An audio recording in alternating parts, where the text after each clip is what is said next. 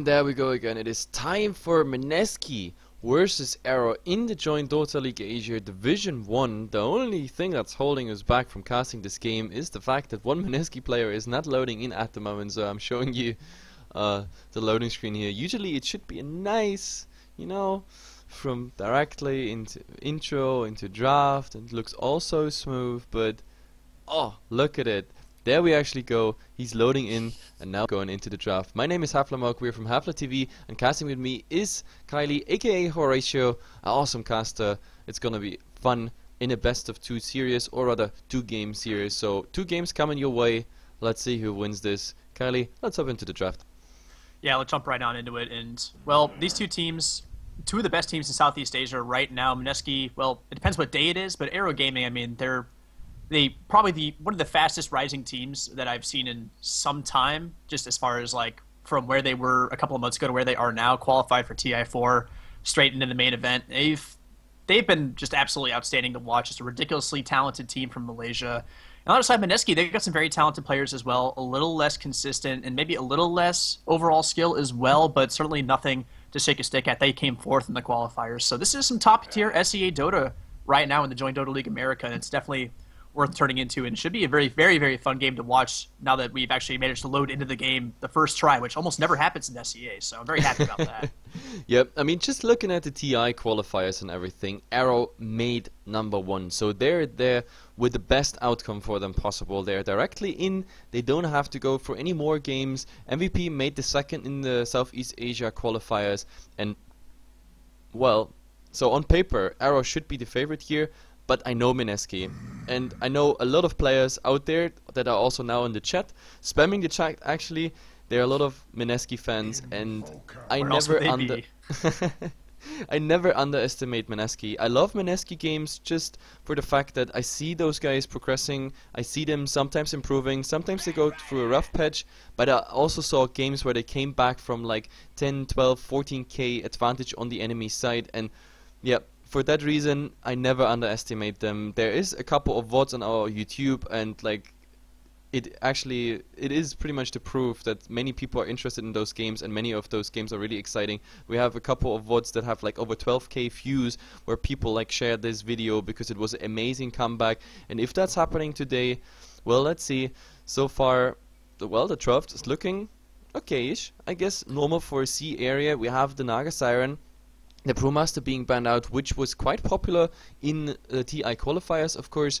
We have the Lycan, which is like a standard ban, which is left from the 6.8 area, or how can you say it, like a time, 6.8 time, I guess, or Dynasty, because it was a long patch, like no big changes before that, except for, well, actually there were some, so I'm talking bullshit, but either way, Doom is coming up as well. And yeah, picks, Invoker, Batchrider, and Sand King. Yeah, Invoker for DDZ, this is almost a no-brainer pick for Arrow. I mean, he's probably the most impressive Invoker we saw in between all of the TI4 qualifier regions. He was that good at this hero, and I believe it was Fear that said DDZ like played in one of those games the best Invoker he's ever seen in his life. So that's coming from Fear, not from a overhyping caster who's saying this is the first time this has happened in Dota ever. This is coming from Fear. So DDZ Invoker legit, and but to Gigabyte, they get Jesse Vash's Batrider, probably his best hero, and a Sand King, a hero I like to see a lot in almost any matchup for any team. And then Rubik will be the follow-up from Arrow Gaming, a nice hero against Sand King, just dealing Burrow Strike, and just a good hero all around. So I really like this draft so far from both teams. They still have a lot of versatility. The Batrider can go anywhere, really, either, well, I mean mid or off lane. Sand King, he can roam, he can jungle. Rubik, a bit more just, I mean, he's going to be like a tri-lane support, but Invoker also has some malleability as well. So I really like this draft so far from both teams. Yep, absolutely. I mean, I love Sand King overall. Like, so far he didn't actually make it into too many bans. I don't know why, because like this hero, like whenever I see him, he's very successful. Not just for the fact, of course, you can roam with him, but Burrow Strike is always a nice setup with certain things. It is a setup for other things. Plus, of course, with the Sandstorm, we see him so often, you know, just going here and there for some roaming, getting level 3 maybe, and then back into the jungle when the game, regardless if the game is going well or bad, it doesn't matter. He's going back to the jungle, stacking some, then with the Sandstorm too, he's just farming away pretty much, and he's coming back with a surprise dagger. And if I look at Batrider, the first lasso coming out, plus a epicenter channel by the Sand King. These are like guaranteed kills if you get the right target. It's a very lethal combo as such, but yeah, both heroes need a Blink Dagger, and that's the crucial part. Let's see how fast they come out, because that will decide games pretty much. Dagger timing is absolutely crucial if you play all those heroes. Yeah, definitely, and it's going to be important for Arrow to try and force the Bat Rider out into the jungle as early as they can, because the Sand King's going to want to farm there, but if they can force the Bat Rider to stack and farm camps of his own, there's less for the Sand King to go around, so it'll slow down both of their blinks pretty significantly if they can force that, so it's on them to try and maybe build more of a really nice kill trialing potentially, or just one that can force Bat Rider out of lane around this Rubik, and then whatever 2 heroes they want. So try and make that jungle as crowded as possible, and they should be in good shape. But Mineski, they grab an Nature's Prophet. Just, well, normally, I'm guessing, I'm just trying to think who would play this here. I guess ASXC will play this, but with the Bat Rider already on the team, it's a bit of an interesting pick. They can't both go off lane, so, Yep. well, we'll see how they want to actually lane this. This is definitely interesting. Like 2 potential offlaners, but both with the option, of course, of jungling. So maybe we actually see the Bat Rider really going early into the jungle, maybe grabbing level 2 somewhere in the safe lane or around the safe lane, or there's of course another option, Bat Rider mid. This is something we already seen, but then again, Bat Rider Invoker, it's nothing I really want to bet on. But the fact is, both can go jungle, both can go offlane. Bat Rider with the additional option of being in the mid. But we also saw this happening. I mean, it's quite a while ago that I've seen it happening, being executed by a team. But Bat Rider grabbing level 2 in a safe lane, then with the level 1, say it, Firefly plus the sticky napalm, stacking some camps and then already going for it, like a bottle rush as the first item. It definitely works, but it's quite slow, especially with the jungle nerf we had a couple months ago. So I don't know if that's Mineski's plan. So far maybe it's 50-50 jungle or mid. Otherwise I couldn't explain this draft. Yeah, the rest of the picks will help this make sense. We did see that kind of, I guess it was a Bat Rider aggressive trialing in the last game. It was, I mean, that kind of worked out, so I guess they could go for that if they want to. It's not a typical thing, obviously, but I don't know. We'll see. More picks will probably clear it up a little bit, but look at the bans really quick. Arrow Gaming, the AA ban and the Faceless Void ban very much aimed at protecting this Weaver. Those 2 heroes are pretty damn good against him. Faceless Void in particular, just you can't Shikuchi if you're frozen in time, pretty much. So they really wanted this Weaver for Lance. And then Mineski, they take out the Darkseer and the Morphling, just 2 strongest heroes. They don't want to get don't want to let Lance have that Morphling, and well, can't blame him for that either. And we see the Jakiro pick up, a hero we don't see a whole lot of, and well, I guess I want to push some towers really early with Liquid Fire or something, because that's normally what we see him for these days. To be honest, we saw quite some Jakiros coming out directly after 6.81, where everybody was trying to get into it, and like the most popular build, of course, is at the moment the Liquid Fire build. It's just getting spammed out all the time. It pretty much costs no mana.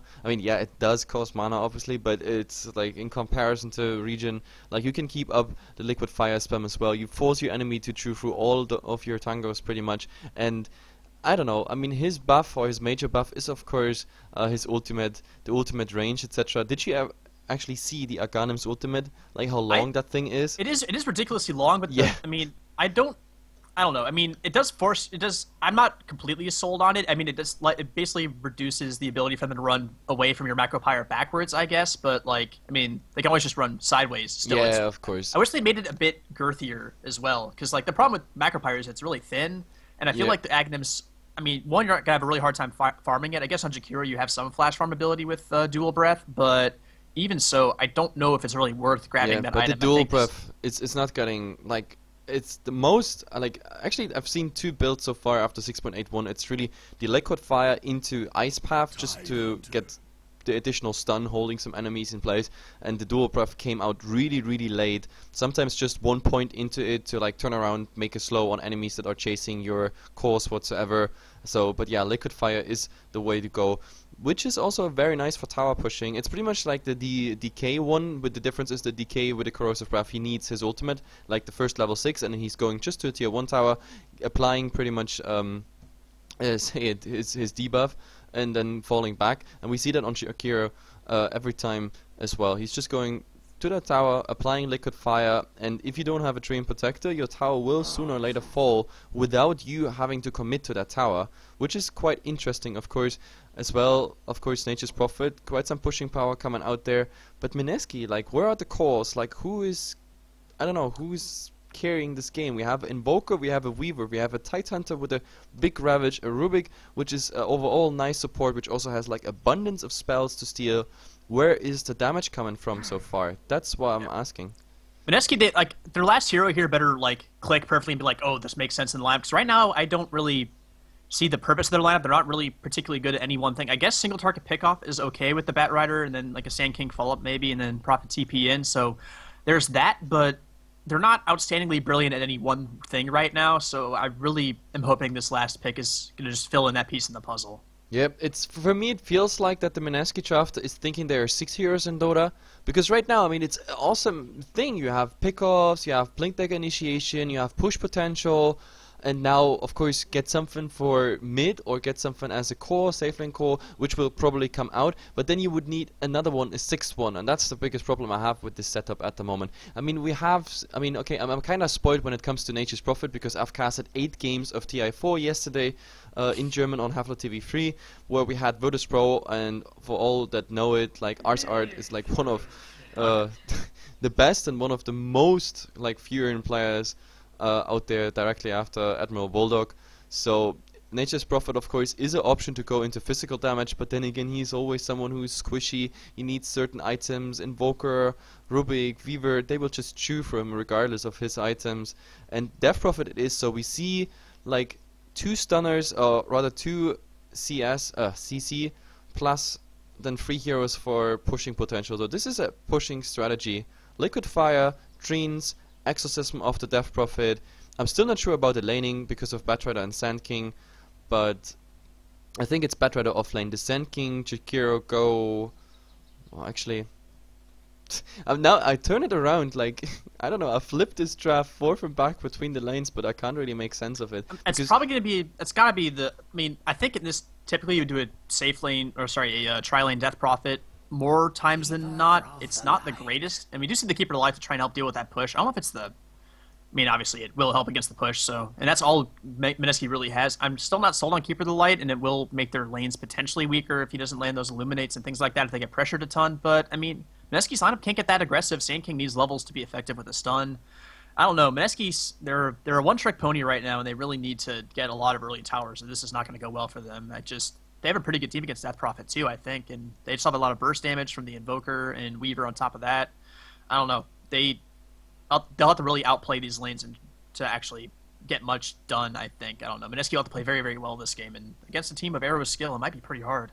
Yep, I think there's 2 people disconnected from Arrow, but I don't know if that's planned, if they come in, pick the heroes, etc.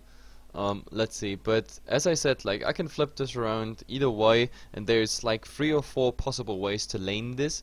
Like, I mean, Death Prophet, of course, safe lane would work, mid would work, but then who's taking the mid if he's going safe lane, etc. It's now the pause is coming out because of the arrow disconnects. I mean, of course, that gives us some time, but then again, it's too bad because I want to see the laning ASAP.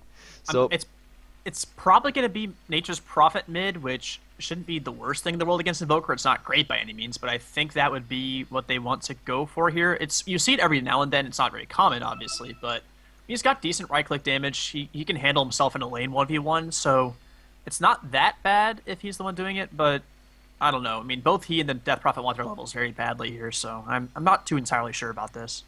Yeah, and I'm just trying to decipher, because not everybody took their original names, even though I asked them.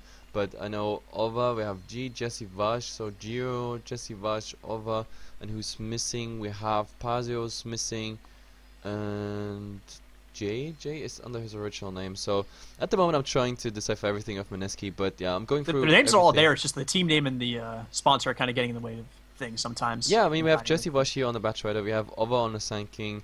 Jay is playing the Nature's Prophet, then Jayo is on the Jakiro, and last but not least should be then, Pazio on the Death Prophet. And he is not having his original name unless, I don't know, I missed the rename. He's been tagged as ASXC pretty much every game recently, so I've been calling him that, and it's hard to tell, like, his team profile is not really letting me know who he is either. It's a little complicated. I've been told, someone from Dota Talk in the Skype chat said it was Pasio, but yeah, Like, I know him as Pasio, I didn't know there was any change, but then again, sometimes I miss these things. I mean, we cast, that's the funny part about HeflaTV, we have a variety of games from South America, North America, EU, CIS, Southeast Asia, and even some other scenes, like smaller scenes. It's hilarious. Like, I think we should specialize on something so I know all the players at some point. Yeah, I jump on as many Mineski games as I can just because they're really fun. We get a lot of viewers, and it's a really good time. So he has been ASXC.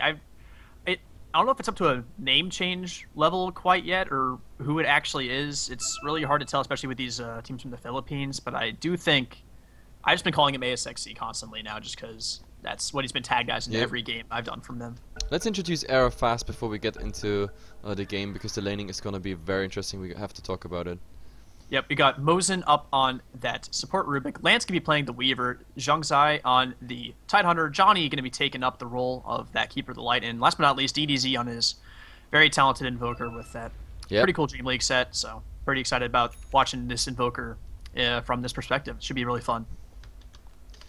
Just chatting a bit with the chat, if that's even possible with all the spam that's always happening in those C games. Good luck with that. Like, seriously, there's no point even moderating a chat like this, because yeah, in all of the C games we would need an army of moderators for each and all those games. But either way, we see Mineski already, like 4 of them head towards their jungle, and Mineski J here, he's planning one ward here, a pretty traditional ward, giving of course vision into the rune area, but not covering the rune quite. It's really more the defensive ward against what's happening here with those poles of the bigger offline camp, so he can leech some experience there as well. The Treants are actually scouting, so they're trying to find out who's actually coming, and it's gonna be a Titan, which is definitely interesting. But now, the Sand King, that's a weird position. You shouldn't be in there, but the burst strike directly through the Weaver. So in the end, he's just losing mana, and both of them just like getting a scratch from this little brawl. Losing that mana is actually pretty damn annoying. He only has one Burrow Strike left in a couple of seconds here, and then he'll have to pop that Clarity. So a bit more of a deal than it seems like it would be. Immediate D ward actually of this Observer ward, kind of placed in a bit of a weird spot, but Johnny will find that immediately, so cool 50 gold for him. Yeah, that was too obvious, that ward. I mean, the ward position is nice and everything, but it was too obvious. I mean, going there, they instantly click you, they see, oh look, there's suddenly his Observer ward disappeared, and then like putting that sentry up is pretty much the easiest thing to do. And either way, we are at 20 seconds into the game. The creep waves meet, and now we finally see the laning. So we have the Death Prophet like in a dual lane at the moment with the Jakiro here on the safe lane. I don't know if that actually works out. The SK heading towards mid at the moment. I don't know for what purpose. We have, here Furion versus Tidehunter, but Tidehunter with a Stout Shield, then later maybe even a point in Kraken Shell. Like, right clicks won't do much, as well as the Treants not strong enough to actually get through the Tidehunter. But then again, look at him, he's losing quite some HP. And he took a tower shot or two there, taking a bit more damage than he'd like to, but there are quite a few Radiant creeps here as well, so it might push. Well, I guess it won't. I don't know. What a life. But yeah, it should be a decently even matchup up here in top. I don't see it going too far in either direction. They should both be able to get what they want. This bottom lane is obviously the interesting one, and I do want to point out that with the Death Prophet pick, they've been forced to switch up their roles a little bit. I mean, Mineski does this more than most teams, but almost always you see Jesse Vash and the Bat Rider, but in this game he's on the Death Prophet, and, well, I'm curious to see, because, I mean, they do switch a lot, but mostly on between J and ASXC as far as who ends up in what role, but Jesse Vash almost always plays Bat, so I think that might actually affect him this time around. Yep. I love the fact how they... I think they go in the mid already. Nice. The Firefly doing quite some damage, but now it is a Tornado. Tornado, it's not enough, but he gets, he gets one right click. That was the longest amazing. Right click I've ever now seen he in gets my life. the second one. He gets 2 kills. Oh my god, that was not worth it. 3 kills for Arrow with the rotations, and all that for the sake of killing 1 Invoker. Not worth it. I know it's DD's Invoker, but that also means you can't just run into him like that, man. And he makes something out of nothing. And nice rotation from Rubik, picking up the Nature's Prophet kill as well.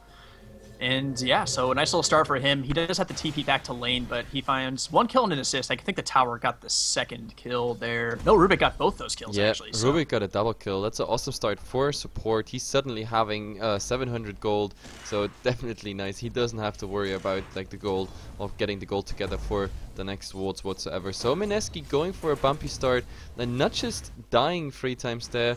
They also like don't even get the first blood because the Volker got the last hit there on the Bat Rider. Like, it was pretty much on the edge of his range, but still it was that was the longest right click I've ever seen in my life.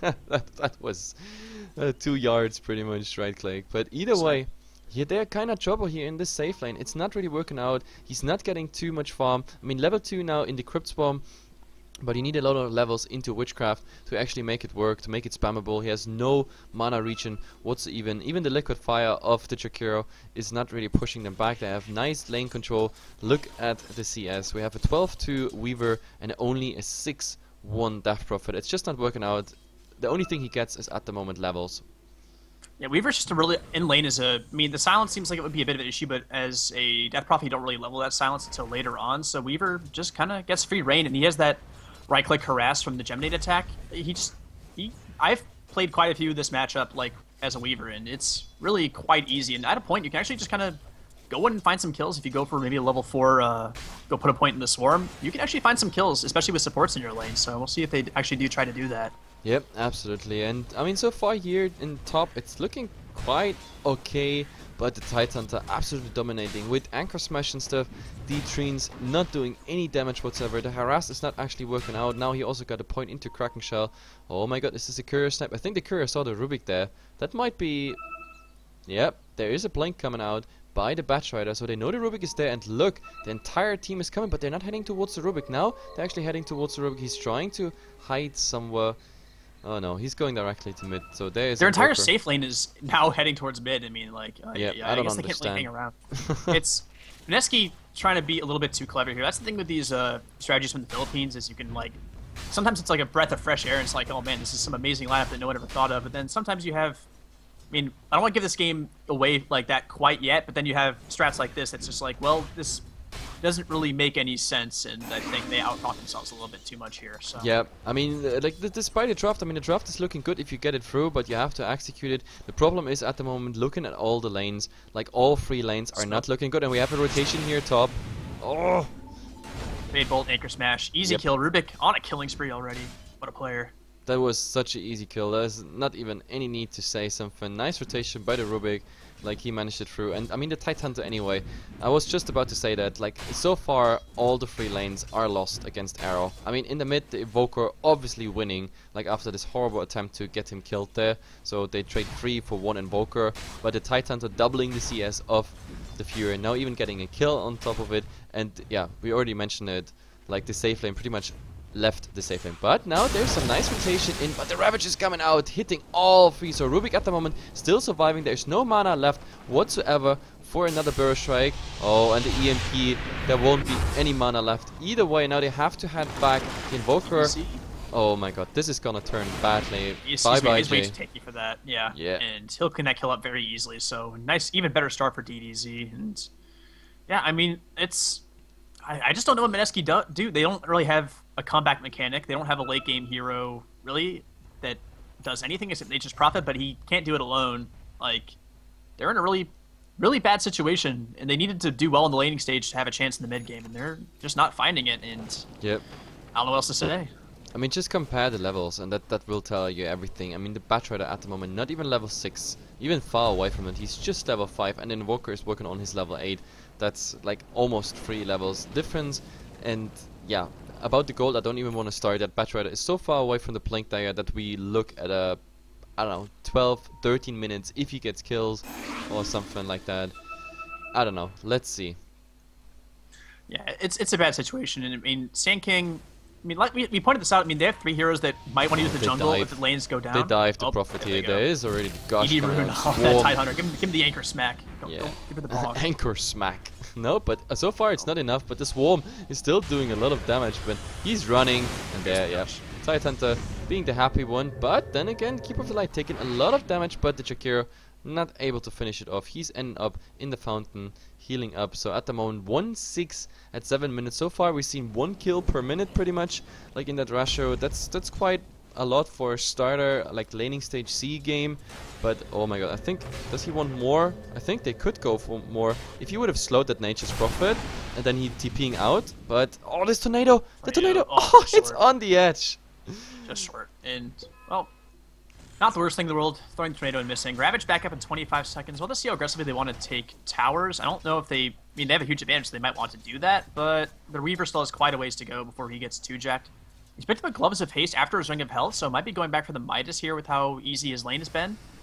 So I guess that's all right. I don't really have a huge issue with that, but Yep. eh, And I think the next project of Arrow is now like solidifying their lead with, oh actually no, the tornado is coming out as well as the EMP, of course, that's gonna hit, and he's so dead after the telekinesis. Telekinesis I think wasn't even needed there, just with slows and right clicks, but sure, why not making it easy? In the mid they want to go for a trade, and actually the first lasso of the game coming out, it is on Johnny, but unfortunately there is no Burrow Strike to follow up, so he's surviving. The Rubik also making sure with his rotation that nothing is happening, so in the end they fortify even, yep, there's the fortify because the exosystem is coming out, but at the same time the Tidehunter and the Invoker making sure that tier 1 tower is going down, and now we have to see if it's actually enough with that exosystem to take something down, but no, this is level 1 exosystem, it barely did like 30% damage, but look at the Fury going super aggressive in now. He wants the kill on Johnny, but he's paying with his own life for it, and yeah, the Weaver and the Invoker, the last heroes you want to feed,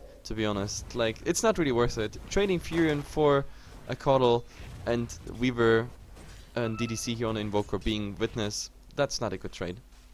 I mean, I know Jay's played this hero a lot, but it just strikes me as like, so I commented on this yesterday when I was doing a Mineski game. Jay likes to play ridiculously aggressively, and I feel like giving him Mage's Prophet is a very double-edged sword. He could definitely find something, but giving a player like that global TP is pretty in the mid they go, and the Ravage is used just to get the Batch Rider, but why not? I mean, he has early levels, the Rubik and the Tidehunter is enough, like the Tidehunter transforming here into almost a core hero, because so far he's a lot more active than the Weaver, for example, is, and they just buy so much time that the Weaver at some point is just saying like, hey guys, may I join your game?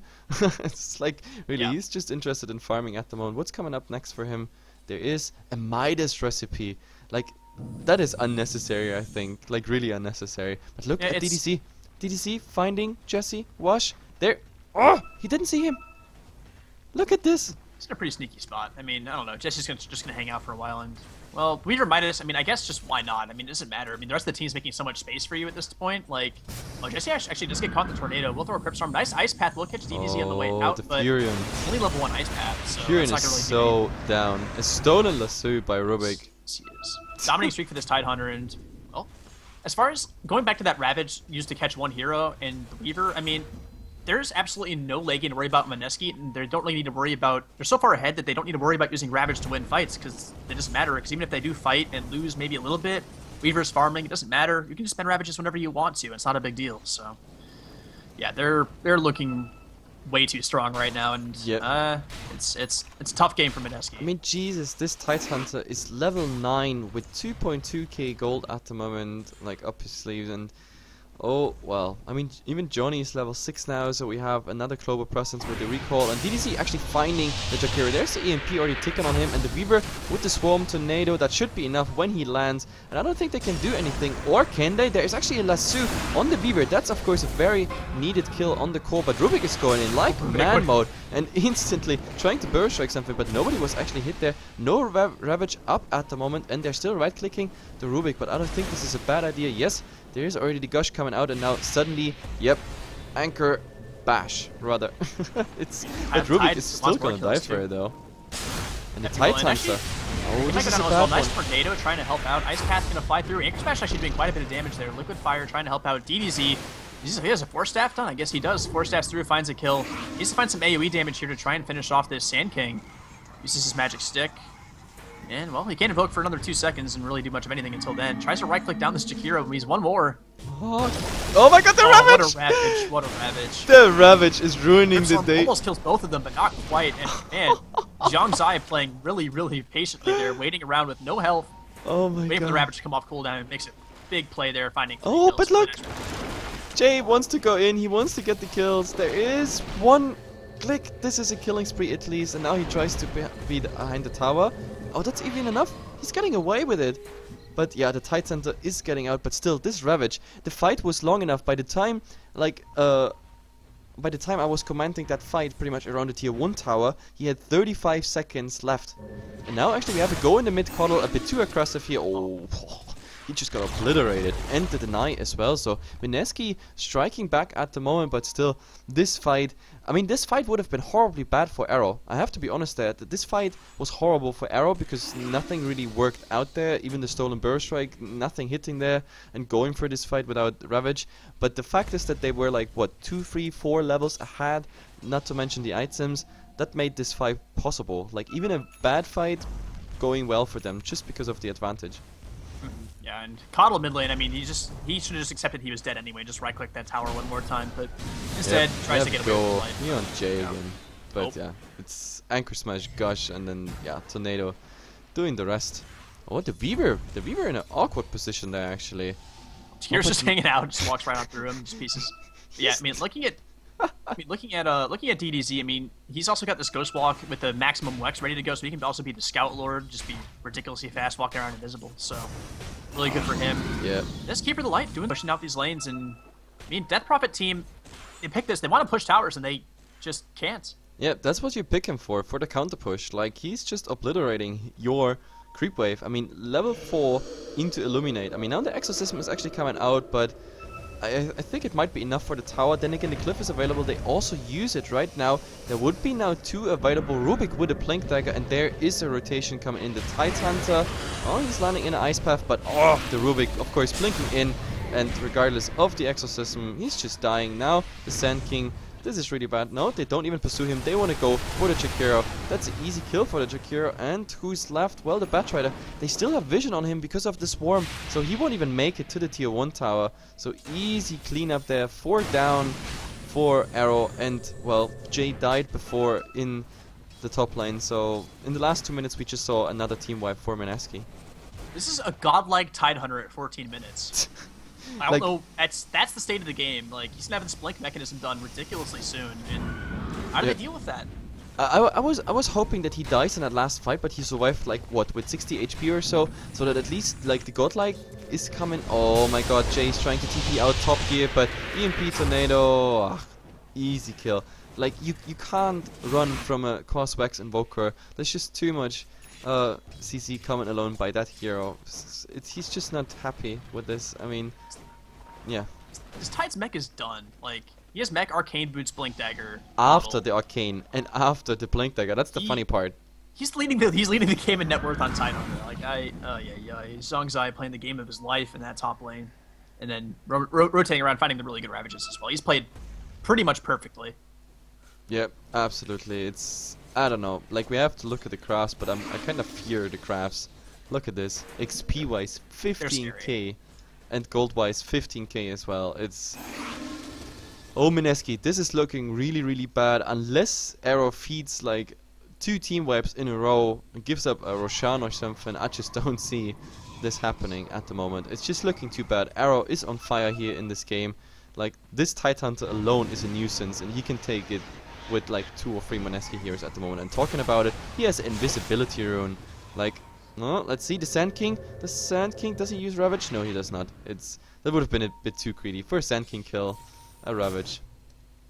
Yeah, probably not tremendously worth it. And well, all the tier 1 towers now down. Arrow with that huge advantage. We'll have to see how hard they want to press it. Roshan going to be a bit slow to take, so not something they can really go for too much right now until Weaver gets maybe a damage item here, but needs to finish that Linken's first, I would reckon. Actually, maybe BKB is the choice here with all the AoE, but there's a Bat Rider. I don't know. It could go either way this time around. I think Linken's probably still the choice with the Bat, but either way would be okay, I guess. I don't know. Yeah.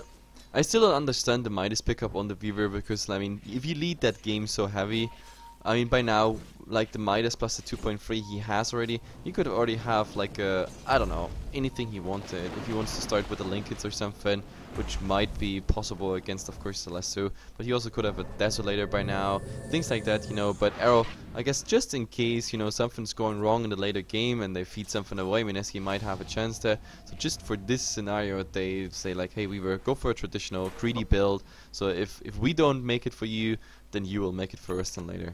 The thing with Weaver, I think, is that you basically need to... You need 1 defensive item almost 100%, and then you need 1 damage item to actually add damage, and then you can start fighting. And since you have to wait that long anyway, you might as well just get a Midas, and then by the time you get those 2 items, it's made up for itself in farm, typically. Oh, EMP can throw down middle. Not gonna hit anybody. Gonna try and find the Gush on Geo here, is Zongzai. Nope. See ya. Look at this, just obliterated, and I think, oh god, Jesse Vash might be the next. Is there a stun, anything like that? Nope, everything on cooldown. So he's getting out, but oh my god, Sand King, also a position you don't want to be in. The only good thing is, actually, Jay got something here. Jay is running from a Tidehunter in. Yeah. Oh yeah, the Orchid's done on the... Easy kill. And yep, Tornado, probably gonna finish it off. Kill secured. Yep. It's funny even how the Tidehunter is trying to like get the kill just in case the Tornado wasn't enough. Yep. Yeah. This is just, I mean, this is just Arrow showing that they're the best team in Southeast Asia right now. I'd like to see them. I don't know what the most recent time they played Titan is, because that would be the true battle for it. But I think Arrow's looked better recently. I just haven't seen a whole lot of Titan because they didn't have to play in the qualifiers because they were the direct invite. But I reckon that this would be a really good series to watch. Yeah. And this team is just. They're playing out of their mind, and let's see if they can bring it to Game 2 as well. Yeah, absolutely. I mean, Arrow, I don't know how much effort they put into it. I mean, but they got through the qualifiers easily and won their series all the way, like direct into like the winner bracket. I don't know. It's really looking good for them. Actually, oh, there's a burst strike now on the Weaver, and they get the last two as well as the epicenter. Finally, we see a kill. The sad part is, this is the only hero who didn't have a killing spree, but at the same time, Jay, it's not your game. I don't know how often he was in that tornado and just, I don't know, plummeting like a stone, I don't know, thrown off an airplane or something on the ground and just splashing. Playing Prophet from behind is one of the least pleasurable experiences in life because he's just so squishy anytime you go out to try and get farm once you've lost some towers because you can't go to the jungle, you can't go to lanes with all these towers still standing. It's just he doesn't even get to use his Midas at the moment. That's the funny part. He died twice now without using his Midas. This Midas is pretty much for the 2 minutes, not on cooldown. This is horrible. He has a 4k net worth on a, I don't know, on a Nature's Prophet. It's in all other games, Nature's Prophet sooner or later take even the level like the first place in net worth just because that hero is supposed to farm. I mean, you can farm a lane while your creeps farm jungle, your Nature's Wrath getting all the last hits, your Midas is rolling, which you mostly get early, but here it just doesn't work out. Now he's trying to do some split push top, but I mean, trading a tier 1 for a tier 2, I guess that's the best Mineski can go for at the moment. I don't think they don't even need to give it up. They have a glyph if they want, and yeah, they're coming back to defend. They only need one hero. Jay doesn't really have anything. Invoker's coming by himself. Gonna look for this Nature's Prophet. EMP gonna fly out. Sprout misses. I guess that's something. Exorcism being popped. There's gonna be a tornado here. Actually, oh, nice silence. I think Jesse Vash wants to fight maybe. Oh, the Ravage coming out, but only taking Jesse Vash there, but he's losing so fast HP. The tornado on both, so when he lands, he's dead. And now, they have nothing left. Otto, yeah. The Deafening Blast. Easy going. At the same time, Shakiro going down here, as well as, of course, the tier 2 tower. 7:28, 21st minute, pretty much. It's... Well... I don't think... It's not good for Mineski. Like, no, I think I'm at the point where I can safely call this game, because like we look at advantage that is so hard to throw. I mean, I've seen it before that Mineski took a 15k experience advantage of another team. I don't know if it was Myth, Execration, I don't know, it's a VOD on our YouTube, like a very famous Mineski game that many Mineski fans watch, but I don't know, the way Arrow plays at the moment, 20k, it's just too much to overcome. I just don't see this happening. Their lineup has no late game either. It's not like they have no... Like, normally I don't often say there's no way to come back, but I actually do think there's almost no way to come back with the lineup they have. I mean, they have some decent initiation, that's about it. Oh, never mind. I actually thought he's looking for the Batrider, but Batrider pretty fast on the Blink Dagger there. Like the Weaver, well, he went for the Lincoln, so even after the Midas, I mean, the Weaver is, like... no impact in this game. Like the most useful thing he did in this game so far was pretty much putting up the swarm on multiple targets. So nice angle, nice aiming there, of course, with the swarm, giving the vision for the rest. But Arrow is pretty much carrying this game through with 4, and he's really just the backup hero for later game in case Mineski suddenly finds a lot of kills, maybe towers, etc. whatsoever. Jay even ending up here farming without creeps in the enemy jungle. Maybe this is a backdoor. Ah, no, I know what he wants. He wants to creep skip something so they can't push, but to be honest, this tower is already so low. They will get this with just this creep wave arriving. Let's see, Flame Break. Well, they actually have some nice power to clean up everything, as well as, of course, the Coddle helping there. And now Jay Look at it, what he does. He does creep skipping with only 1, and then trying to get damage on the tier 1 tower. So Arrow finding them in an awkward position now. The creeps are not coming. Jay, well, actually, now the creeps are coming soon. Lance just trying to man up on the tower by himself. Does he'll Geminate Sakuchi away, and well, Tidehunter has a pipe done now too.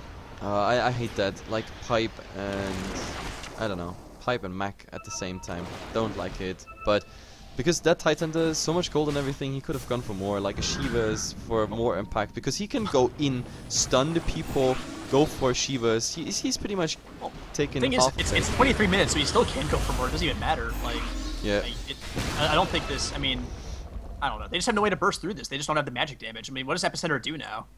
Yeah, not much. Yeah, sure. I mean, yeah, it is really nice actually having the pipe, of course, because there is a lot of AoE spell damage coming the way. They have, of course, here those waivers. They have, I mean, still the Jakiro. They still have the Firefly and everything. Plus, of course, yeah, pretty much everything is. But look at Jay. He's really desperately trying to get something done. But oh my god, so bad. The cliff at 27 minutes. So far there is no rotation. But now he's at least getting something. The first time, like a little success for him. He's been working on that tower for like 15 minutes or something. Like it feels like that long. He's been going for some time. Has his Necro one. He's on track, but. Yep. Do we see now initiation by the Batch? I don't know. Actually, just some Flame Strike harass. But I mean, a Tidehunter with 18.5 region doesn't really care. So no. Oh, there's a Ravage coming out just for the Batch Rider, and he's so dead. I mean, he doesn't care. He can use that Ravage just for that, because they don't need it for another fight. Jay actually trying to backdoor here the tier 1 tower, but we have a nice fight in the mid. Is there vision? Oh, there's the Mana Leak and the Stolen Burrow Strike. But the Ice Path, fine time. That's actually nice. And no mana left on the Tidehunter, but oh, the Illuminate! Jesus. The Tornado? Nope. Everything's off target there, but Tidehunter going for more. Oh, Zhang Zai, you're... Oh my god, balls to the walls played that. Oh, Stolen DDC. Burst like after the blink as well. Yeah. Well, Shakira will go down. The right... Oh, I thought the right click from Kyle would grab that. Beyond godlike Tidehunter. Jesus and Christ. the Sand King, he died from somewhere around this area, from DDC's Sunstrike, so...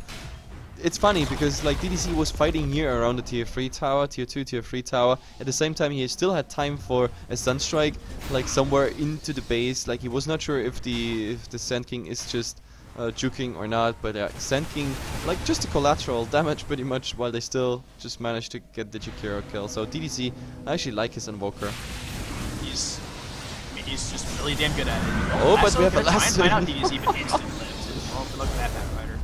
Oh god. I mean, he finds, of course, a lasso there, but like for what? There is no follow-up whatsoever, and like just the second he jumped into that 4-man clash pretty much, he was already 50% HP just by Illuminate and everything.